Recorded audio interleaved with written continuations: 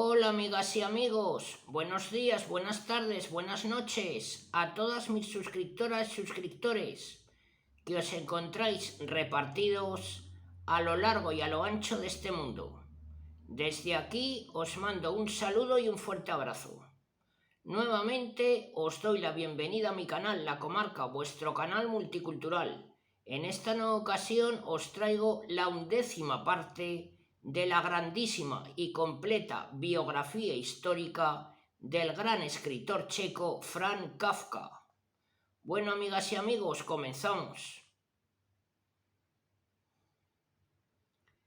Franz Kafka fue a Berlín y en el mismo hotel donde se alojaba, Greta puso al descubierto ante Felice, ante su hermana Erna y ante el perplejo poeta Weiss ciertas confidencias, bien subrayados en rojo los pasajes más significativos.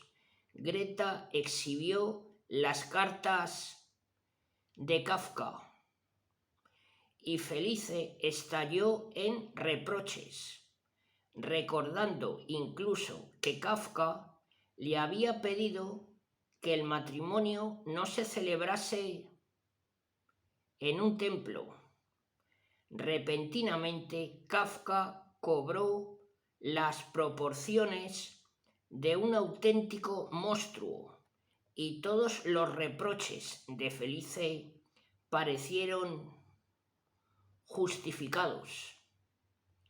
Kafka tuvo que guardar silencio ante el tribunal del hotel. Volvió a la ciudad de Praga totalmente derrotado, absolutamente deprimido y sin Felice para siempre. Todavía, sin embargo, intentó explicarle en una larga carta que había dos Kafkas, uno que deseaba casarse con ella y otro, un escritor capaz de pasar incluso por encima de sus amigos con tal de escribir. Con semejantes afirmaciones, la relación parecía definitivamente enterrada. El compromiso quedó formalmente roto. Había sacrificado a Felice en el trágico altar de la literatura. Por tanto, si quería ser fiel al sentido de ese sacrificio, no le quedaba otro remedio que seguir escribiendo. Tras unas breves vacaciones llenas de angustia, pero también de sol, era el mes de agosto del año 1914 y Kafka llegó hasta la playa danesa de Mari-Lis. Se sentó nuevamente a escribir. Continuó primero con su novela El desaparecido. Luego escribió En la colonia penitenciaria, relato cuyo horror solo parece comparable con el horror de la condena. El lector queda invitado a leerlo y a juzgar por sí mismo. Y no se sabe de dónde sacó energía para iniciar una novela, El proceso. He aquí la primera página. Alguien debía de haber calumniado a Joseph K. Pues sin que éste hubiera hecho nada malo, fue arrestado una mañana. La cocinera de la señora Grubat, su patrona, que todos los días le llevaba a las 8 el desayuno, no se presentó en la habitación de K. aquella mañana. Nunca había ocurrido tal cosa. K. esperó aún un ratito. Miró, recostado sobre su almohada, a la anciana que vivía frente a su casa y que le observaba con una curiosidad enteramente desacostumbrada. Después, empero, sintiéndose a un tiempo hambriento y sorprendido, hizo sonar la campanilla. Inmediatamente llamaron a su puerta y entró en el dormitorio un hombre a quien K. nunca había visto hasta entonces en aquella casa. Era un hombre esbelto, pero de aspecto robusto, que llevaba un traje negro y ajustado, el cual, semejante a un traje de viaje, presentaba distintos pliegues, bolsillos, hebillas, botones y un cinturón que daban a la vestimenta un aire singularmente práctico, sin que, empero, pudiera establecerse claramente para qué servían todas aquellas cosas. ¿Quién es usted?, preguntó K. incorporándose a medias en la cama. El hombre, sin embargo, pasó por alto dicha pregunta, como si su presencia en aquella casa fuese algo con lo que había que contar, y se limitó a su vez a preguntar: ¿ha llamado usted? Ana tiene que traerme el desayuno, dijo K. procurando establecer por conjeturas mientras guardaba un instante de silencio. ¿Quién podía ser aquel hombre? Pero éste no se quedó mucho tiempo expuesto a las miradas de K., sino que volviéndose hacia la puerta, que entreabrió un poco, dijo a alguien que evidentemente se hallaba detrás de ella: «¿Quiere que Ana le traiga el desayuno?». En la habitación contigua siguió a esto una risita por cuyo sonido no era posible descubrir si correspondía a una o varias personas, aunque esa risa no había podido decir al extraño nada que no supiera ya. Este, sin embargo, dijo a K. en tono de aviso: «Es imposible». Y así da comienzo la novela de El proceso. Apelando a todas sus energías, Kafka intentó retomar el gran ritmo de los últimos meses del año 1912.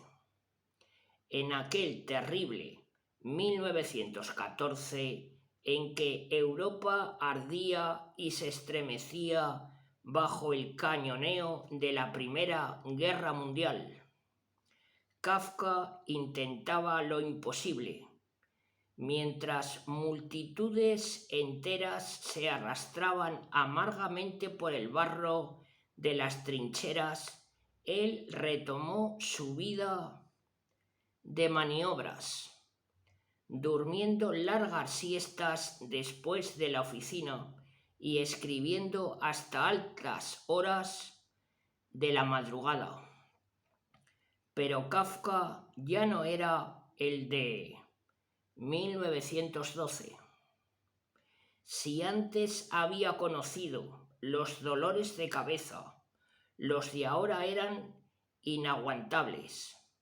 Si antes padeció insomnio, el de ahora era casi permanente. Ahora, a sus 32 años, asomaban ya las canas. ¿Cómo podía comprobar en el espejo? Si un día lograba escribir, al otro y quizás al siguiente, o aún durante una semana entera, se sentía completamente en ruinas, pero siguió adelante con su novela El proceso. Ya leímos la primera página de esta novela atroz, de la que podríamos escribir no menos de 1000 páginas sin llegar a la convicción de haberla agotado. Efectivamente, José K. el protagonista, fue arrestado una mañana cualquiera. Comenzaba el extraño proceso. Arrestado con el juicio pesando sobre él como una maldición, el infeliz José K. pudo seguir yendo a su trabajo. Era alto funcionario en un banco. Angustia creciente. No se le dijo ni descubrió de que se le acusaba en realidad, ni quiénes le iban a juzgar, ni cómo podría defenderse. Que nada tenía que ver su proceso con los tribunales ordinarios. Esto lo comprendió bien pronto el patético José K. Primero se tranquilizó pensando que, tratándose de un asunto extraoficial, nada debía temer. Pero esa tranquilidad no duró ni 5 minutos y dio comienzo la búsqueda de un abogado capaz de defenderle. Sus idas y venidas fueron múltiples por los más sucios y retorcidos callejones, por los más sórdidos patios, y hasta encontró a un raro pintor, un tal Titorelli, que, al parecer, podía influir favorablemente en dicho asunto. Pero todo en vano. Bajo la apariencia de normalidad, él iba todos los días al banco. El proceso continuaba y en realidad cada acto de Joseph K.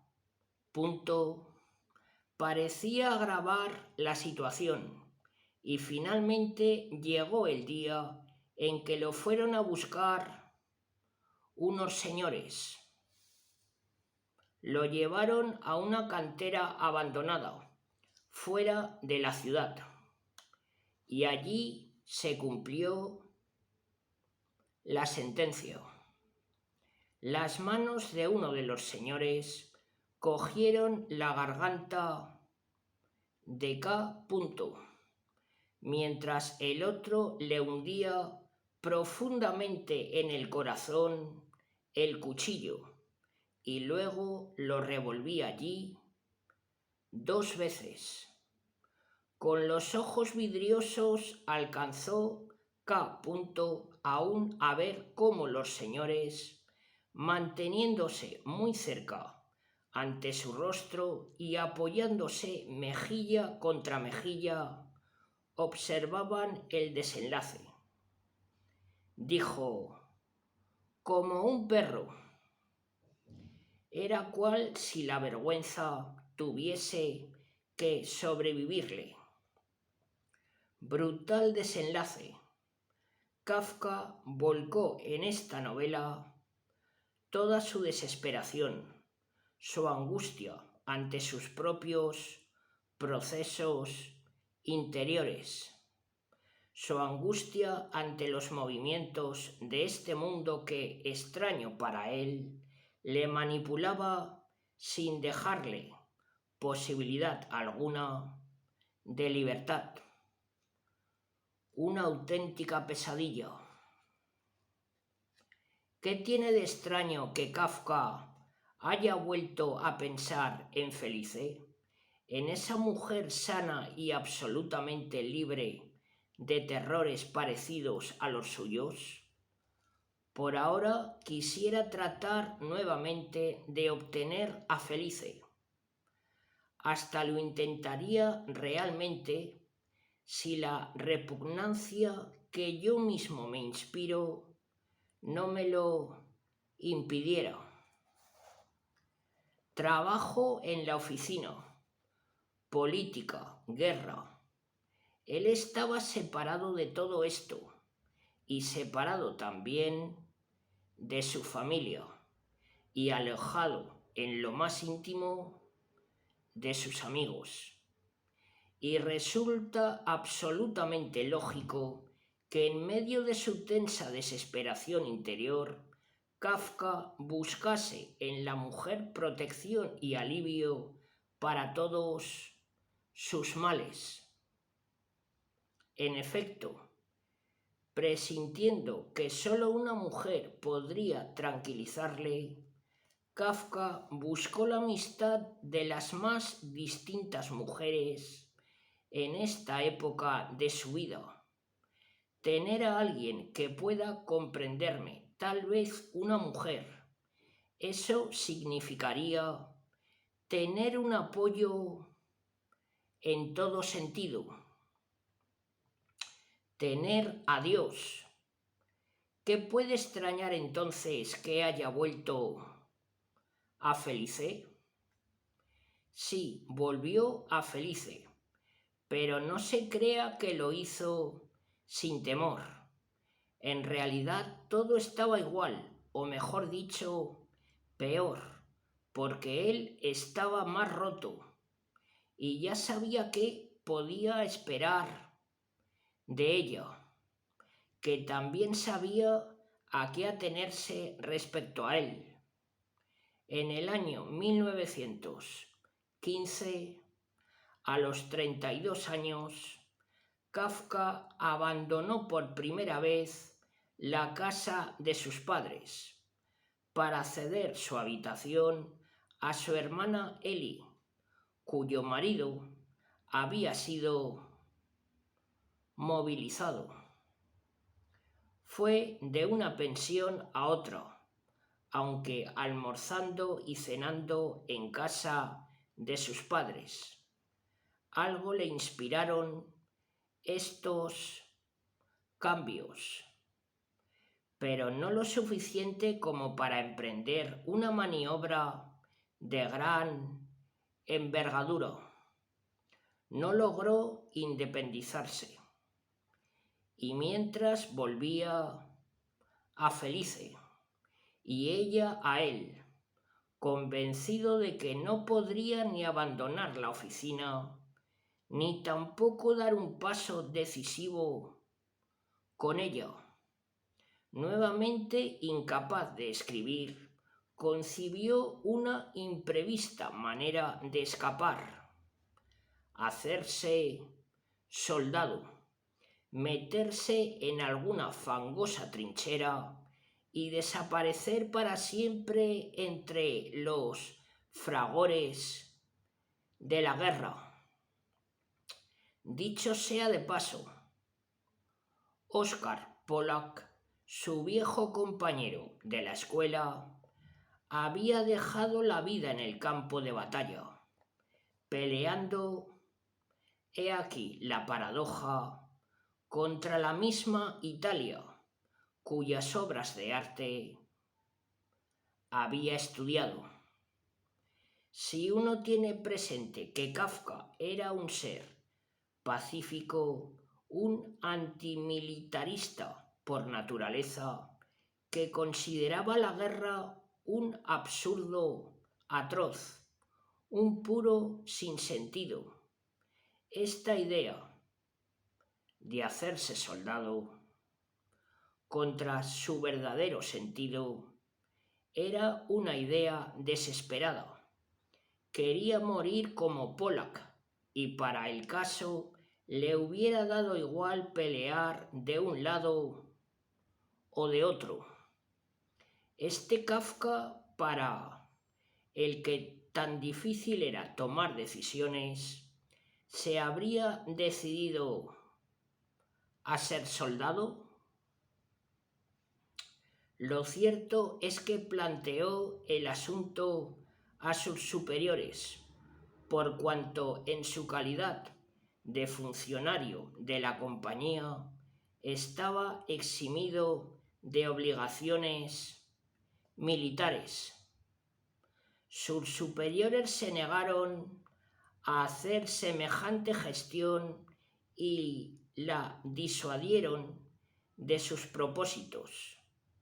Lo que el doctor Kafka debía hacer, ya que veían que estaba con los nervios destrozados, era tomarse unos días de descanso. 1916 estaba ya a mitad, un año de infinita depresión, en el que solo a duras penas escribió algunos cuentos y prosiguió con las imaginables dificultades sus novelas El desaparecido y El proceso. A principios del año 1917, al cabo de 2 años de noviazgo más o menos encubierto, Franz Kafka y Felice Bauer se comprometieron oficialmente por segunda vez. Y ahora Kafka parecía realmente decidido a casarse. Y decimos que lo parecía, porque eso creían Felice y los respectivos padres. En realidad, algo en Kafka decidía dolorosamente no, a pesar de su voluntad afirmativa. No puedo creer que exista un cuento de hadas en el que se haya luchado por una mujer más y con mayor desesperación de lo que en mi interior se ha luchado por ti.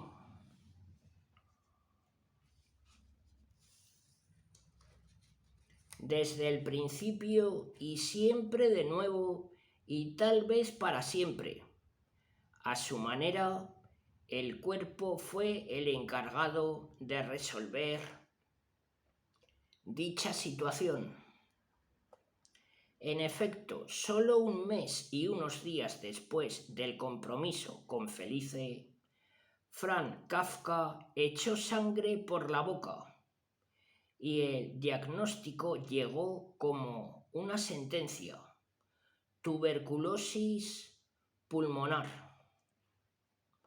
Para el caso de que muera en los próximos años o me quede completamente inútil para la vida, he de decir que yo mismo me he despedazado el mundo. Su representante es Felice y mi yo están despedazando mi cuerpo en un conflicto insoluble. Es la edad de la herida, más que su profundidad y sus excrescencias, lo que la hace tan dolorosa. Estos tratos entre el cerebro y los pulmones que se celebraban sin mi con sentimiento. Desde el primer momento, Franz Kafka pensó que su tuberculosis era el resultado de una conspiración tramada por sus pulmones y su cabeza, y la medicina psicosomática no niega tal posibilidad. De un golpe de mano de su inconsciente para resolver una situación cerrada. Recibió la enfermedad con horror, pero también, aunque parezca increíble, con alivio. El bacilo de Koch se le presentó a la vez, paradójicamente, como un enemigo y un aliado, pero todo con dolor. El día 27 del mes de diciembre del año 1917, en la estación de la ciudad de Praga, Felice Bauer y Franz Kafka se abrazaron por última vez, roto el compromiso ya que era imposible seguir. Esa trágica mañana, tras la partida del tren, Kafka solo atinó a refugiarse en la oficina de Max Brod. Este lo vio llegar contraído y severo, pálido como un muerto. Kafka se dejó caer en un pequeño sillón destinado a los procesados y allí mismo se puso a llorar. ¿No es terrible que tenga que suceder esto?, decía o sollozaba. Max Brod jamás le había visto llorar. Ahora tienes la posibilidad, por cierto limitada, de empezar de nuevo. No la desperdicies. Esto anotó Kafka en su diario en el otoño del año 1917. Explicó a todo el mundo, en primer lugar a su padre, que el motivo de su despedida de Felice era la tuberculosis. Y todos le comprendieron. Ahora bien, él pensaba que la enfermedad no era otra cosa que una coartada por partida doble, porque venía a liberarse también de la oficina. Kafka obtuvo un permiso por tiempo indefinido para ir a reponerse al campo. Sin antibióticos todavía, el sol, el reposo, la buena alimentación y el aire puro eran los únicos remedios conocidos. El resto de su vida iba a transcurrir entre los sanatorios, los perdidos pueblos de las montañas y la ciudad de Praga, donde transcurrió toda su vida, la ciudad de la que siempre había deseado escapar.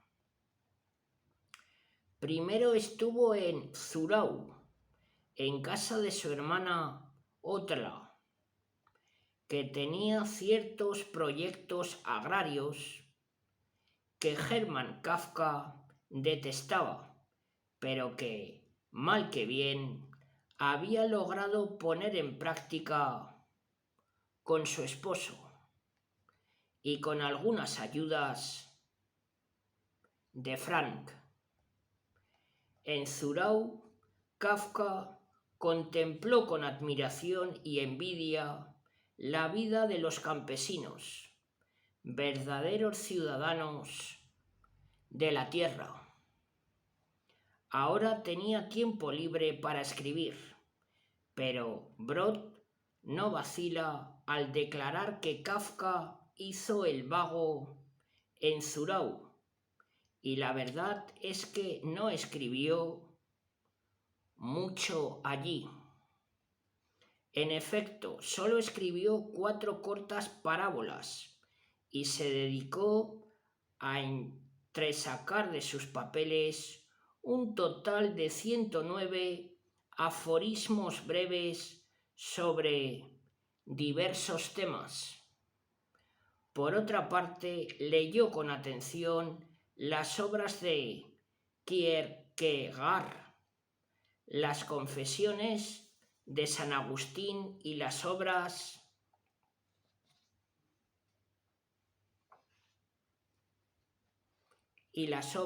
de Tolstoy. Además, estudió hebreo. Aparte de la enfermedad, Kafka se sentía, según propia confesión, relativamente feliz, libre y tranquilo, como un herido que va tirando. No emprendió ninguna obra importante ni concentró sus fuerzas para terminar El desaparecido. Y por esta razón, Brod consideró que en Zurau no hacía nada.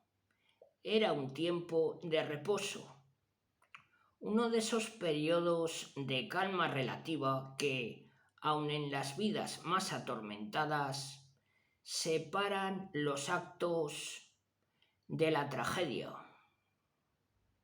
En el verano del año 1918 volvió a su ciudad, Praga.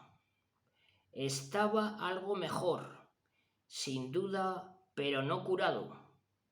Así, en noviembre de ese mismo año, se fue a Selesen, un minúsculo pueblo situado junto al Elba, cerca de Liboch.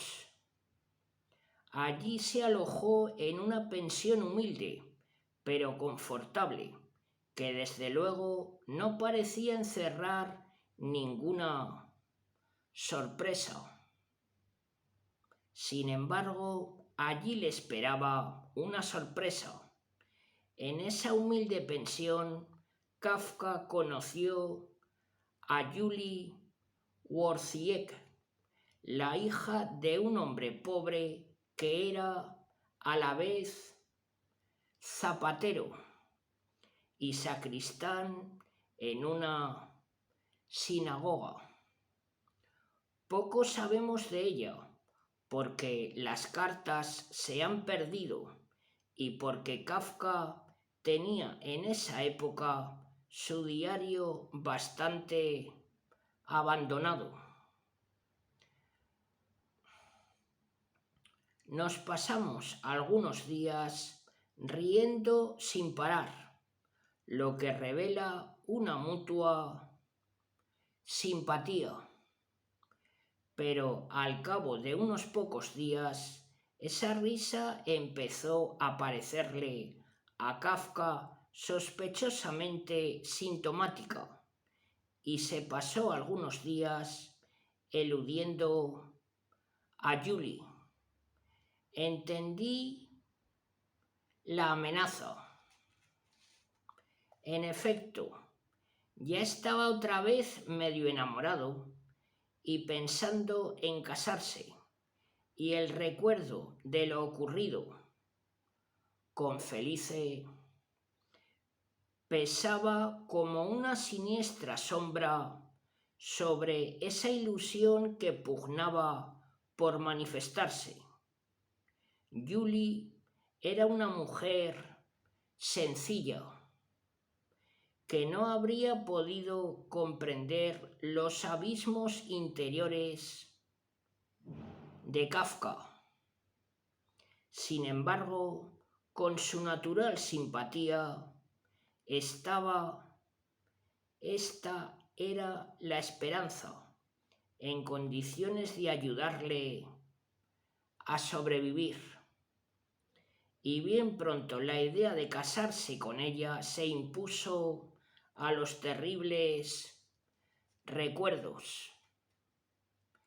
El nuevo proyecto chocó con la enérgica oposición del implacable Hermann Kafka, que opinaba que constituía un verdadero atentado contra el buen nombre de la familia que su hijo se casara con la hija de un zapatero.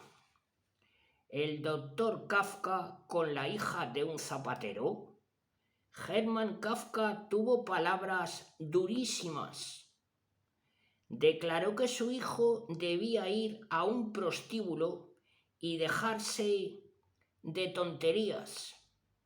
Y dijo algo que bien podía haber sido dicho por el padre de George, el protagonista de la condena.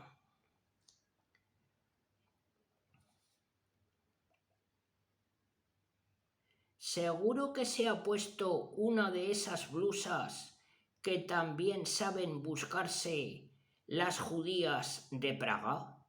Y naturalmente eso te ha bastado para decidirte a casarte. Y además cuanto antes mejor, en una semana, mañana, hoy. Esto es lo que dijo Hermann Kafka.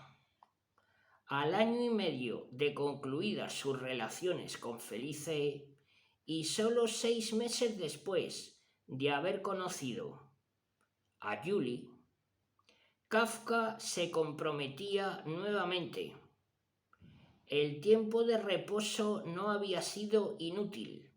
Ya estaba de nuevo en la oficina, trabajando. Podía mantener una familia sin necesidad de contar con su padre. A sus 36 años, Kafka parecía decidido a casarse. Más claro, quería casarse en el acto. Cualquiera hubiera dicho que había superado sus viejos temores y que Julie le inspiraba una confianza nueva. La cuestión es que perdió algunos días discutiendo con su padre, otros esperando a su médico y por último otros más tratando de conseguir un piso. Pero el viernes resultó que, como se nos había escapado el piso, no podíamos casarnos el domingo. En realidad, esta prisa era sospechosa. La boda era inminente. Pero cuando ya parecía un hecho, Kafka se detuvo en seco. No quería casarse. Julie se derrumbó y los respectivos padres, solo Hermann Kafka fue una excepción. Pusieron el grito en el cielo. Y no eran problemas materiales los que frenaban a Kafka, ni tampoco una falta de amor. Amaba a Julie, pero no podía decidirse. ¿Por qué razonaba del siguiente modo? Tú que tienes que luchar sin cesar por tu existencia interior con todas tus fuerzas y ni siquiera te bastan. Tú quieres fundar un hogar propio. ¿Con qué fuerzas vas a hacerlo? Y sin embargo, tú quieres tener tantos hijos como te vengan, pues te casas para hacerte mejor de lo que eres, pero te aterra tener que limitarte a los hijos en el matrimonio. Y es que tú no eres un campesino al que la tierra le alimente los hijos, y al final de cuentas ni siquiera eres un comerciante, quiero decir de vocación, sino especie de escoria de las clases profesionales europeas. Un funcionario, pero un funcionario con los nervios deshechos, que está perdido en el abismo de los peligros de la literatura, delicado del pecho, que escapa cansado y con argucias del trabajo rutinario en la oficina.